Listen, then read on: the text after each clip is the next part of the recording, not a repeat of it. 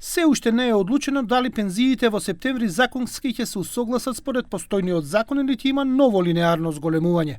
Ова значи дека ако се сака линеарно зголемување, ќе треба собранието да интервенира во законското решение. Во овој момент е така поставено, додека нема некоја промена и измена од аспект на тоа дали ќе биде линеарно или процентуално, станува процентуалното. До сега немам најави некој од страна на Министерството за социјална политика, демографија и млади дека ќе има било каква промена. Суштината е како Министерство за финансии да им ги обезбедиме средствата кои што ќе значат раст. Ако се примени постојното законско решение, сите пензионери ќе имаат повисока пензија за одреден процент. Ако се примени сега методологијата, усогласувањето би било за 6,9%.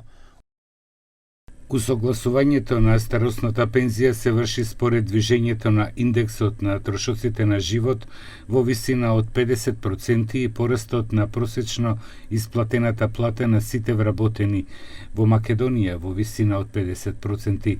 Пензијата се усогласува на 1 март и на 1 септември секоја година според процентот кој се добива како збир на порастот на индексот на трошоците на живот во претходното полугодие и процентот на пораст на просечно исплатената плата на сите вработени во претходното полугодие во однос на полугодието кое му претходи, објавени од Државниот завод за статистика.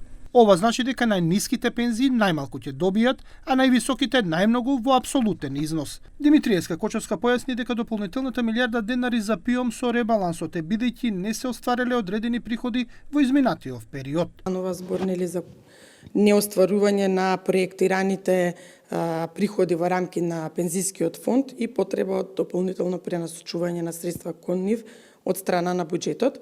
Инаку со ребалансот на буџетот кон ПИОМ се префрлени дополнителни 2,5 милиарди денари или околу 41 милиони евра, од кои 16 милиони се за првиот столб, а 24 за потребите на вториот пензиски столб.